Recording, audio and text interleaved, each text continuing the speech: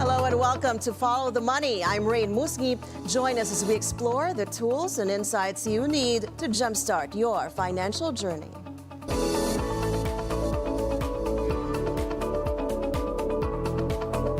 We begin here at home. Philippine President Ferdinand Marcos Jr. will not be signing the 2025 budget on Friday as scheduled.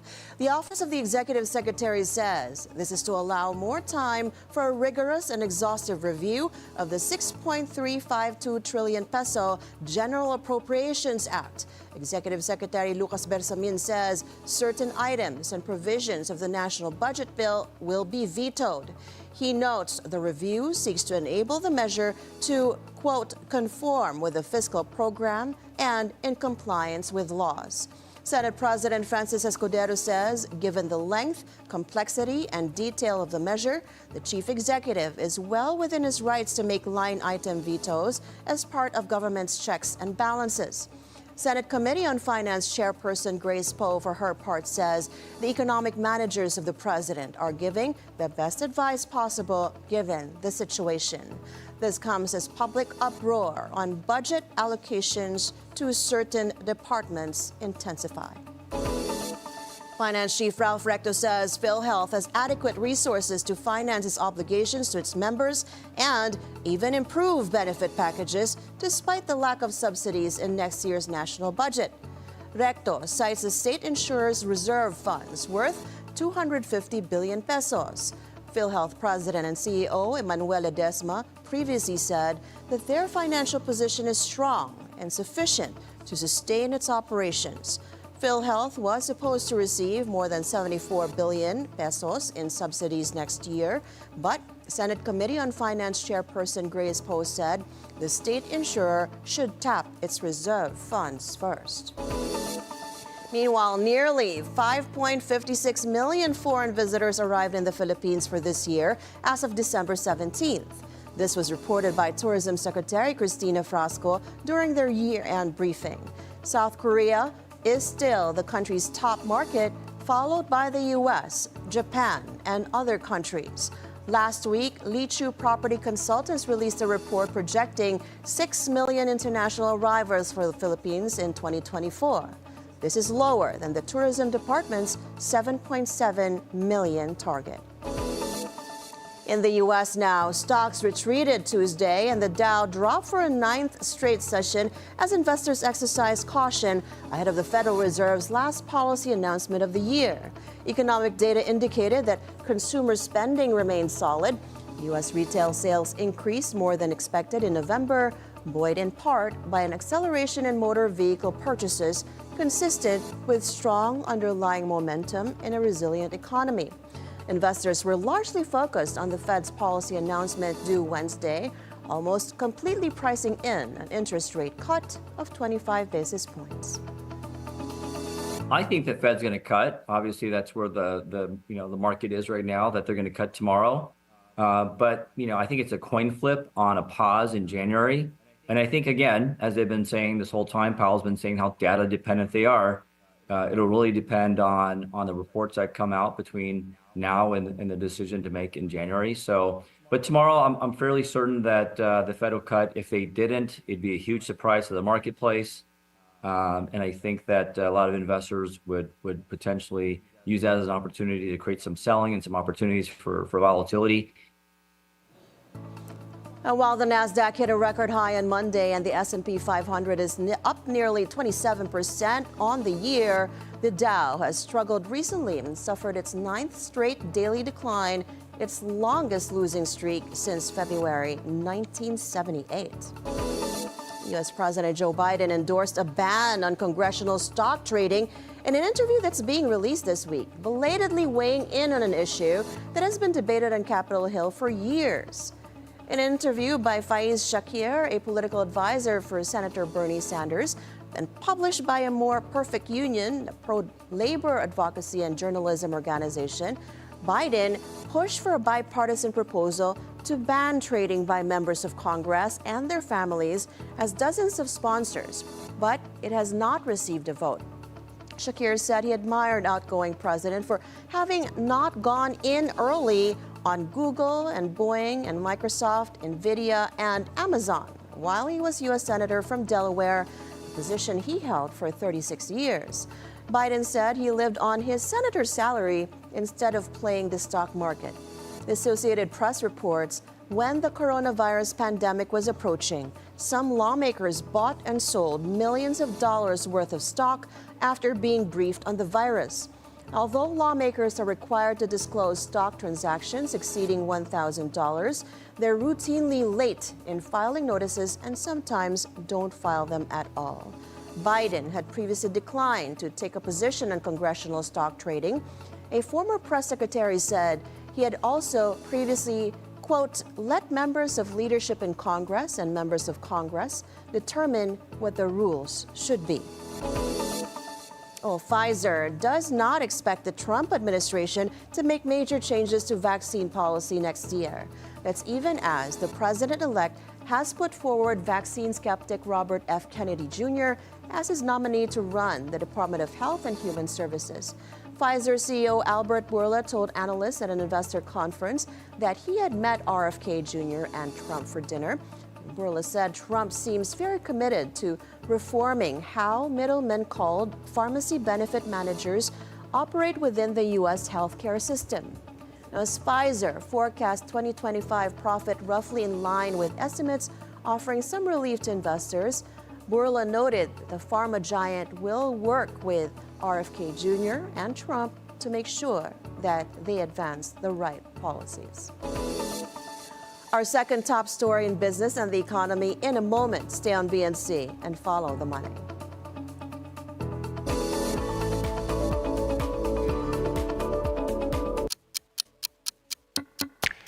At BNC, 12 noon doesn't mean break.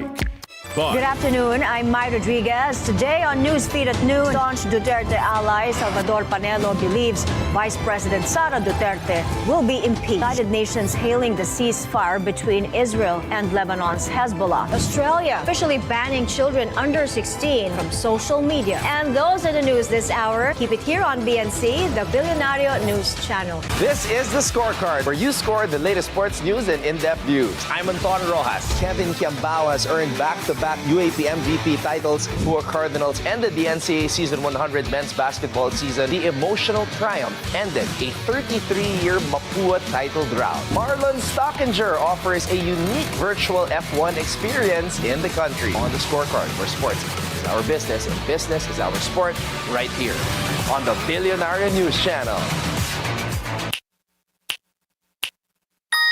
Cheating, in fact, it's very painful. It can have a lot of emotional and psychological implications or impact on both parties involved. In fact, for those who were cheated on, they may go through a roller coaster of emotions. It can be very painful. It can be very traumatic for the person involved, and they may go through the stages of grief. Grief meaning the grief of losing someone, the perception of losing this opportunity to be with this person, to form a family with this person, to have a future with this person. So the 5 stages of grief may sink in or may set in, starting with the shock, anger, what ifs, blaming, self-doubt, and depression. It's not clinical depression, but it's a feeling of sadness, loneliness. Yeah. And as we go through this process, acceptance later on.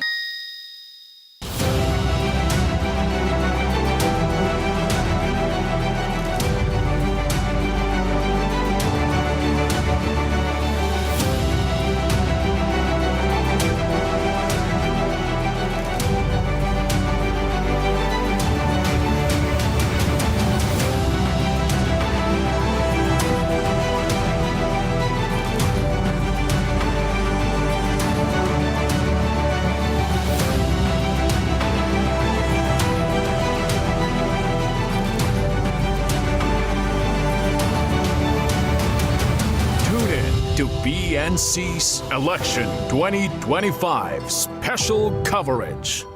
The latest news, national issues, the political scene, and conversations with prominent personalities. All these firsthand at the forefront. It's still continuing with hearings on the EJ. Filing We is can that- recommend the filing of cases with the proper offices or agencies. It is always victimizing the poor, so we will continue to go against corruption in the budget.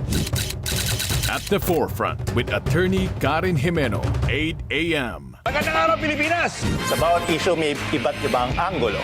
Sa bawat storya may iba't ibang kwento. Himayin natin ang bawat sulok at bawat kanto mula sa iba't ibang perspektibo na madaling maintindihan ng karaniwang mamamayan. Every Saturday na po kami to 11:30 a.m. Kaya huwag kayong papahuli mga kababayan. Manatiling may pakialam sa mga issue sa ating bansa kaya samahan niyo kami.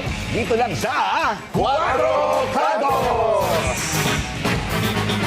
Good morning, everyone! A platter of positivity, a cup of the hottest information, and a slice of what to expect for the whole day. With excitement, positivity, and fun. Join Paulo Del Rosario, Ann Asis Carrillo, and Monique Tuzon. It's a beautiful day! 7 a.m. on BNC, the Bilyonaryo News Channel.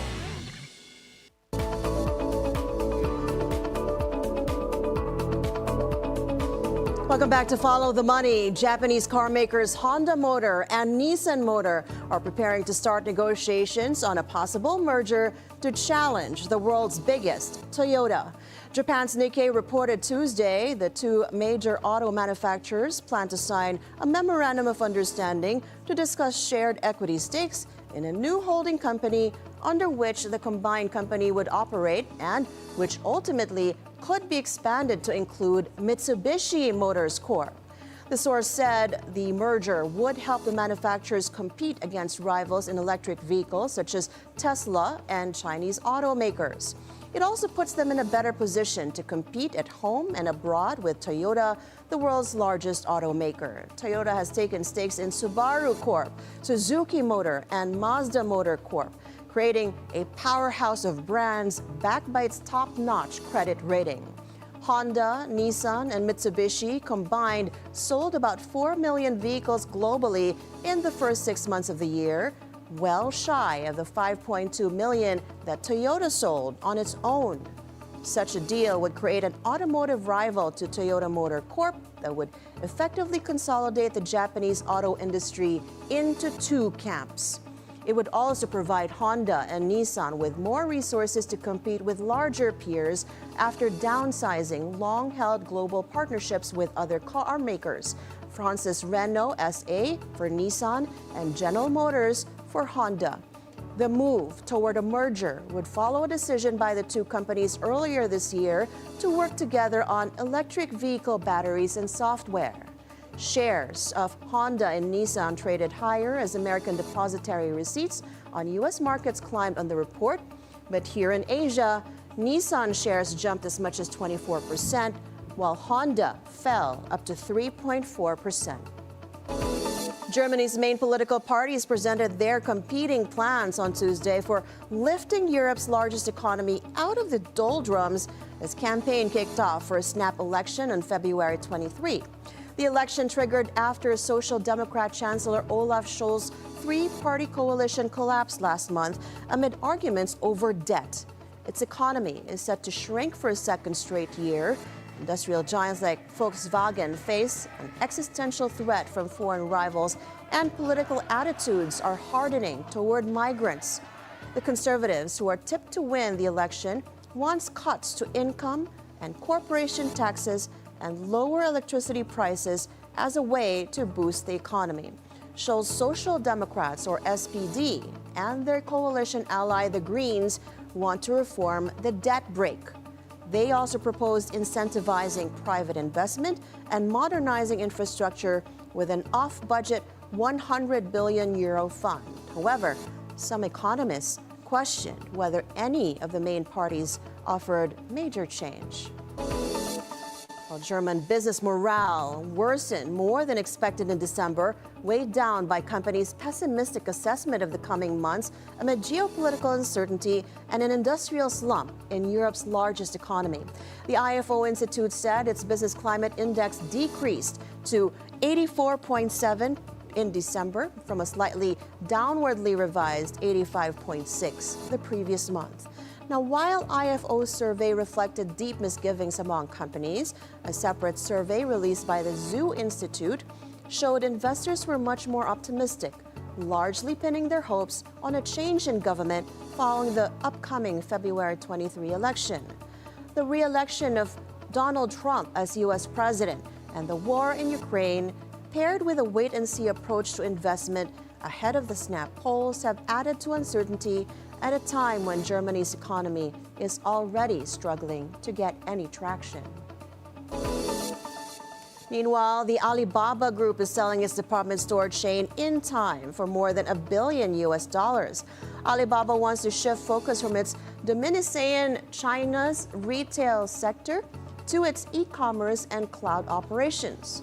In time continues to face challenges due to significant decline in Chinese consumer spending post-pandemic. In Canada, opposition members in Parliament have called for Prime Minister Justin Trudeau to step down in its closing question period before a month-long winter break. On Tuesday, Canada's House of Commons reverberated with discord as Trudeau's political opponents lambasted the Premier for the recent upheaval and for posting a $62 billion deficit for the year.